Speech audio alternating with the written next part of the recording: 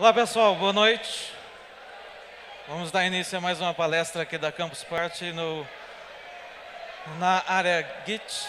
E a gente vai falar sobre aprendizagem invertida aplicada à arquitetura de software. Então vamos falar sobre duas coisas interessantes, que é a aprendizagem invertida e também sobre a arquitetura de software. Primeiro eu vou explicar para vocês um pouco sobre a arquitetura de software, depois falar um pouquinho de de aprendizagem invertida, fazer a junção das duas coisas e a gente vai ver por que utilizar a aprendizagem invertida para ensinar arquitetura de software, né? Então vamos lá, para a gente começar aqui. Opa. Foi.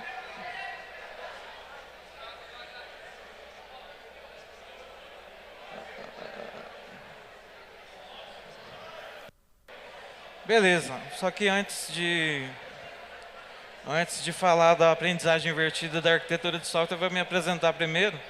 Eu sou o professor Anderson Cavalcante Gonçalves, eu sou doutorando em Ciência da Computação pela UFG, eu também sou mestre em Ciência da Computação pela UFG, sou especialista em Segurança da Informação também pela Universidade Federal de Goiás, e graduado em Redes de Computadores pela UEG. Então vamos lá, tem mais coisa aqui. Ui.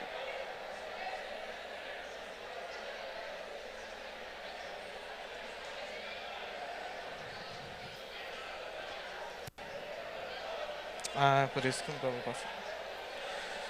Beleza, agora eu vou falar o que eu faço, né? Eu falei quais as áreas que eu atuo, agora o que eu faço? Eu sou coordenador da UEG de Pires do Rio, eu sou também coordenador do curso superior de Tecnologia em Redes de Computadores da UEG, sou coordenador da pós-graduação Lato Sensu da UEG de Pires do Rio, sou presidente do Comitê de Bolsas e Cotas da UEG, também de Pires do Rio, editor da revista Mediação da UEG, presidente da comunidade Purple Pink, que está parceira também da Campus Party, e professor também. Essa parte mais importante também de professor, né? E vamos lá. Bah.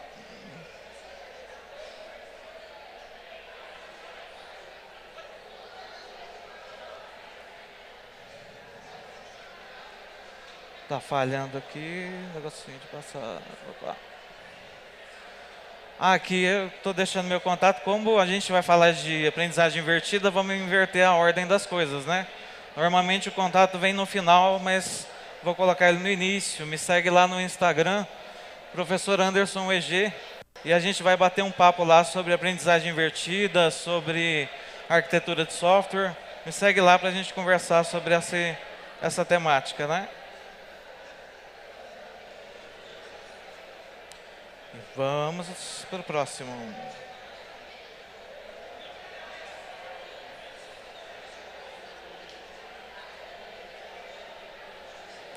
Vamos lá, vou falar sobre a introdução, né?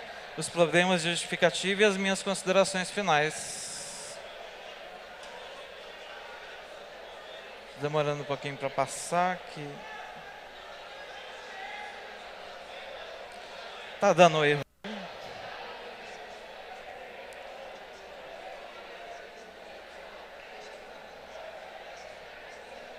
Agora foi. Valeu, obrigado. Beleza.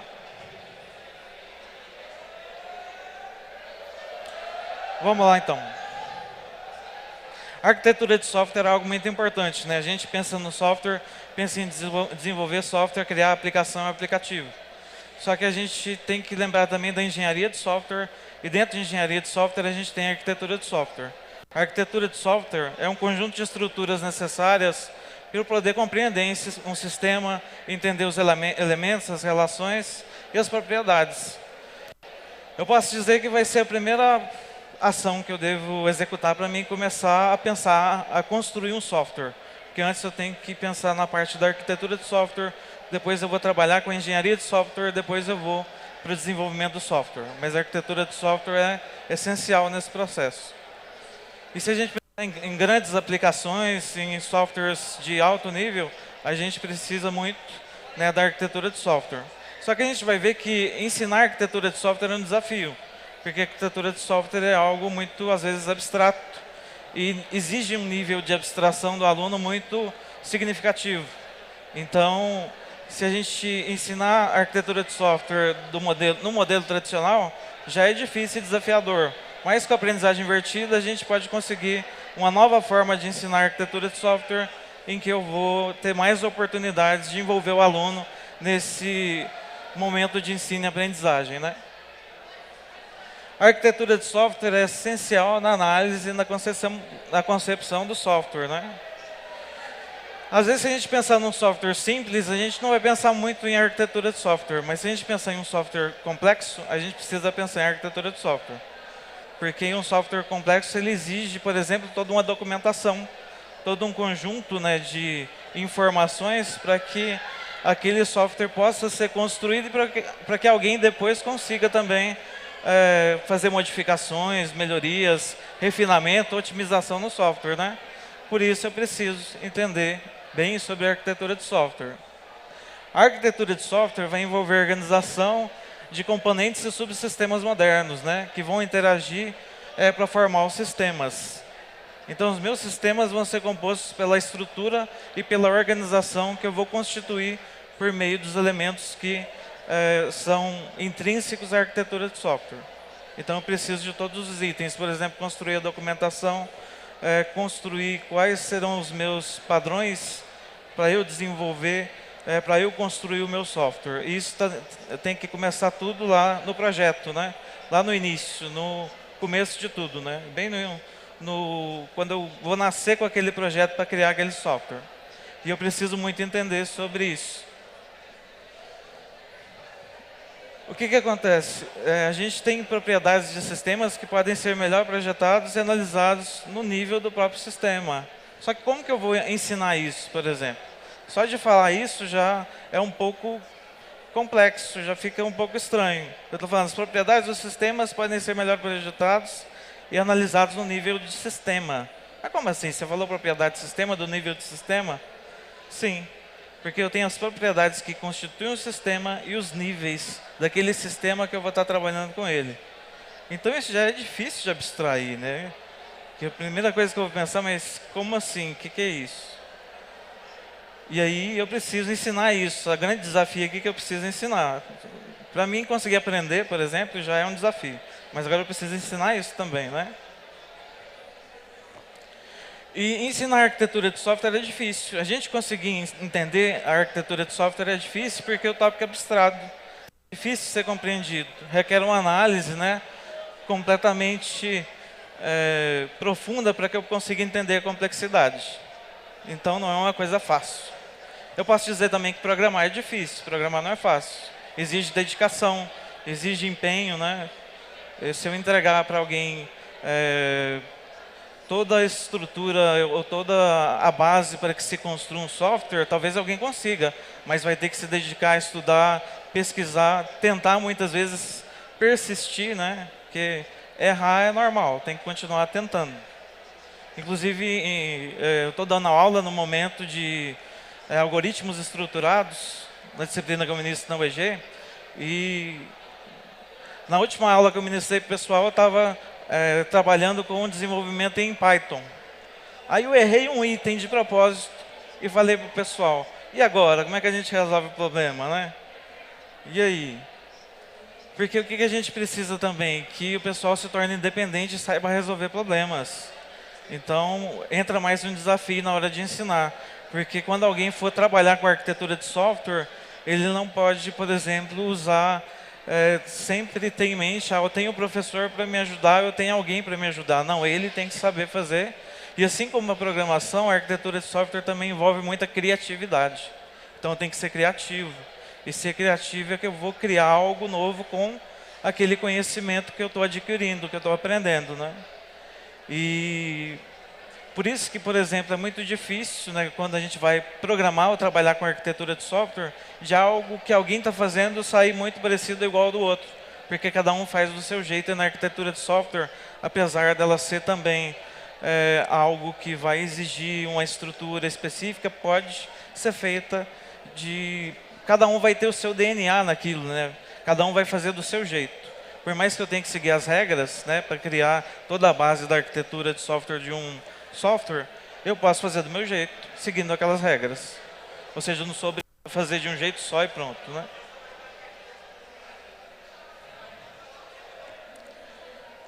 Para aprender arquitetura de software, os alunos precisam praticar habilidades teóricas e técnicas para se tornar bons arquitetos de software, né? E é uma área interessante, muito interessante a arquitetura de software, porque a gente ouve muito falar a programação para desenvolvedor, beleza, a engenharia de software e a arquitetura de software que está dentro da engenharia de software, às vezes não tem tanto destaque assim, e merecia ter muito mais destaque, porque é muito importante dentro da engenharia de software, né? E se eu vou trabalhar com grandes sistemas, tudo começa ali. Então, eu não posso pular essa etapa, não posso, não, vamos juntar todo mundo e vamos programar e pronto. Não é assim que funciona. Se eu estou trabalhando com um sistema que exige inúmeros requisitos, exige inúmeras ações para que eu possa criar determinadas funções dentro do sistema, eu tenho que ter tudo muito bem articulado, né? Então, não é só pegar, chegar e fazer e pronto, né? Se for um aplicativo simples, a gente chega e faz. Mas aí é uma coisa grande, uma coisa mais complexa, né? Bom, a nossa arquitetura de software está no centro das habilidades do pensamento do sistema para o software. E ensinar arquitetura de software vai exigir enfrentar o problema de ensinar conteúdos de alta complexidade. Ou seja, eu tenho um desafio agora, eu tenho que ensinar conteúdos de alta complexidade. E como que eu vou fazer isso, né? Como é que eu vou ensinar agora conteúdos de alta complexidade? Se eu trabalhar com o método tradicional de ensino, qual que é o método tradicional de ensino? Eu vou aplicar a aula expositiva, vou falar, vou passar tudo aquilo que eu sei para os meus alunos, mas eu estou esperando o quê? Que os meus alunos absorvam todo esse conhecimento. Eu vou estar esperando o quê? Que eles atuem como se fosse uma esponja. Eu jogo e eles absorvem. Só que tem algumas pesquisas, né, importantes na área que dizem que muito do que eu vou jogar, ele não vai absorver. Talvez ele absorva uma parte. E a arquitetura de software, a engenharia de software e a programação são coisas tão sensíveis que, se ele perder uma parte, ele pode perder todo o sentido de como que tudo funciona. E tudo vai ficar muito mais difícil, né? Ou seja, no modelo tradicional, por exemplo, o que acontece? Eu estou na minha aula, estou ministrando a aula e pronto. Terminei de ministrar a aula, normalmente eu vou passar uma atividade, aí o aluno vai fazer essa atividade em casa, que é um momento pós-aula, né, e vai resolver essa atividade em casa. E o que eu vou estar esperando? Que ele consiga resolver a atividade, que ele volte com a atividade feita para mim e vai estar tudo ok, né?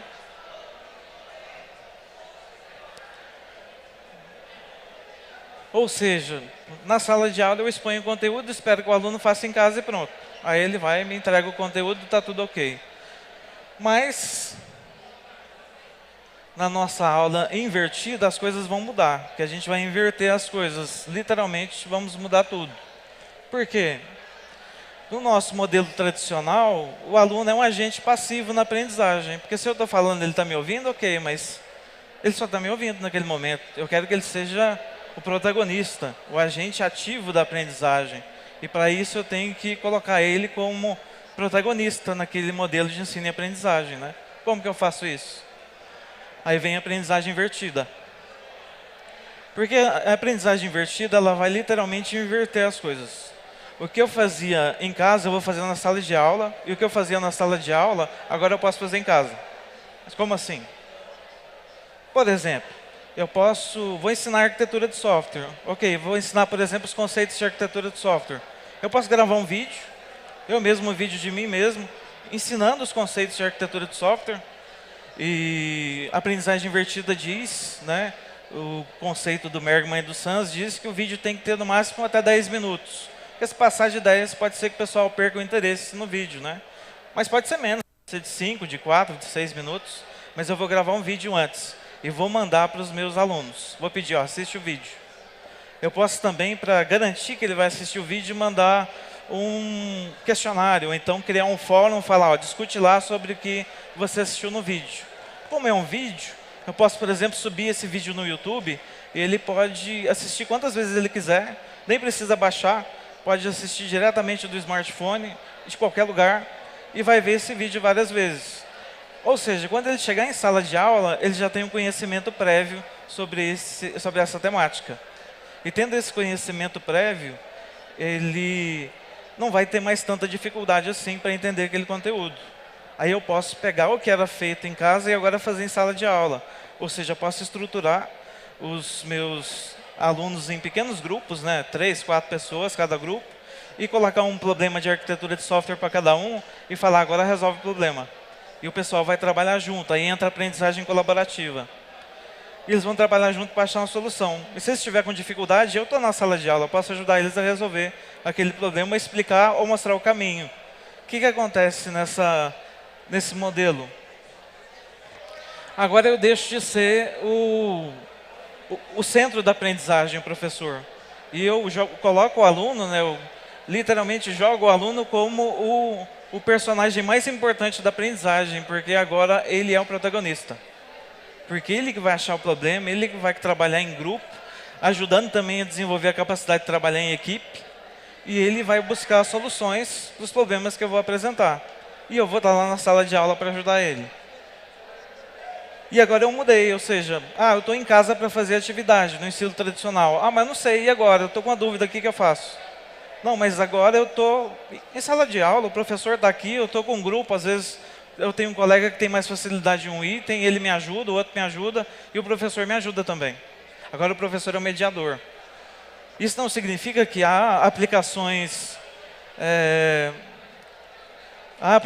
ruins da aprendizagem invertida, em que acontece o seguinte: o professor às vezes pensa que a aprendizagem invertida, não, eu só vou explicar uma coisa em sala de aula, vou mandar qualquer coisa para ele, tipo um vídeo, às vezes nem manda o vídeo, às vezes ele manda, por exemplo, um texto, fala, lê o texto, chega na aula, você apresenta alguma coisa. Isso não é aprendizagem invertida, isso é outra coisa. Porque a aprendizagem invertida, ela tem que ser muito bem elaborada, muito bem preparada. Exige muito do professor. O professor não pode chegar de qualquer jeito e falar, vou aplicar a aula agora e pronto. Ele tem que explicar os conteúdos, ele tem que conceituar esses conteúdos, né? E no vídeo que ele vai fazer. Isso já demanda um trabalho, porque eu tenho agora que construir um vídeo. Eu tenho que pegar e achar um meio de enviar o vídeo para os meus alunos e que seja um meio em que os alunos tenham facilidade para acessar e ver o vídeo quantas vezes eles quiserem. E eu tenho também que organizar as atividades em sala de aula. Eu tenho que planejar o que eu vou fazer na sala de aula. Por exemplo, na sala de aula eu vou organizar, beleza, trabalhos em grupo. Aí eu tenho que estudar sobre aprendizagem colaborativa, porque eu quero trabalhar com pequenos grupos em sala de aula. Eu tenho que saber como é que funciona a aprendizagem colaborativa também. Ou seja, vai exigir que o professor também estude o que é aprendizagem colaborativa. Beleza, acabou aí, você falou do antes, durante, acabou? Não, tem um depois. Porque eu tenho que também analisar qual foi a experiência do aluno com o uso da aprendizagem invertida, para ver se eu preciso melhorar alguma coisa ou não. Então eu tenho o antes, o durante e o depois. Ou seja, ainda tem a preocupação com o feedback do aluno. Eu preciso saber se aquele conteúdo foi visto por eles, trabalhado por eles, e se eles adquiriram conhecimento da forma que eu esperava, ou se não. Por isso eu preciso ouvi-los, né? Então o aluno vai ser ouvido durante a aula, depois da aula, e antes da aula ele precisa assistir aquele vídeo, que também pode ser outro tipo de material, mas preferencialmente um vídeo feito pelo próprio professor, para que o discente tenha mais interesse ainda em ver aquele vídeo. Só que aí entra uma coisa importante também da aprendizagem invertida, a autorregulação. Porque o aluno precisa autorregular o tempo dele para que ele possa assistir esse vídeo. Porque se ele não assistir o vídeo do antes, ele também vai ficar perdido. Ele vai chegar no trabalho em sala de aula e vai falar, e agora? O que eu faço? Aí o professor tem que buscar meios para incentivar o aluno a ver esse vídeo, ou seja, a acessar esse conteúdo, porque ele precisa ver esse conteúdo antes da aula, né?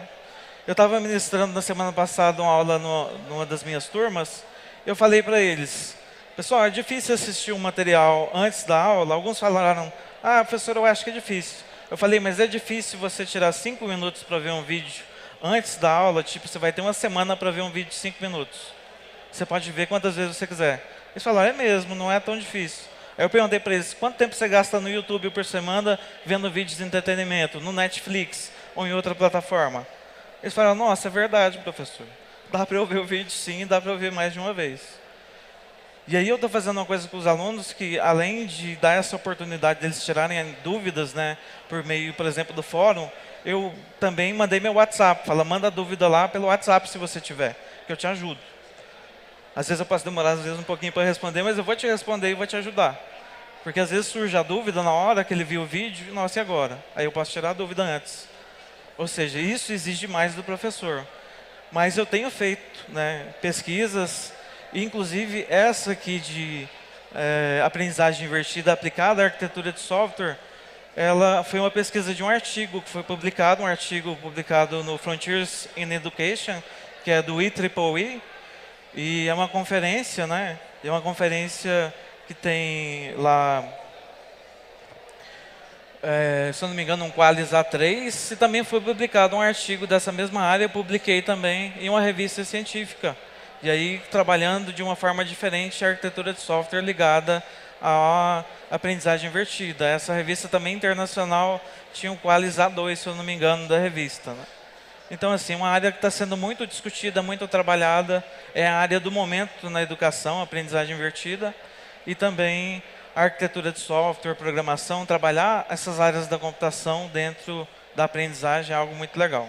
E não só a computação está trabalhando com isso, né? A Universidade de Harvard usa aprendizagem invertida em vários cursos que eles têm. E outras universidades ao redor do mundo também, né? Na verdade, até a maioria das pesquisas e artigos que eu encontro, para mim estudar sobre o assunto, eu encontro tudo em inglês, em pesquisas internacionais, né? Só então é isso que eu queria passar para vocês sobre aprendizagem invertida, sobre a nossa arquitetura de software. Eu trabalho com arquitetura de software, engenharia de software, programação, também redes de computadores. Acho que da computação de tudo um pouquinho. Se você quiser, depois entre em contato comigo lá pelo Instagram, professor Anderson EG. E obrigado. Fiquei muito feliz de ter vocês aqui. É uma grande honra ministrar essa palestra para vocês. Obrigado.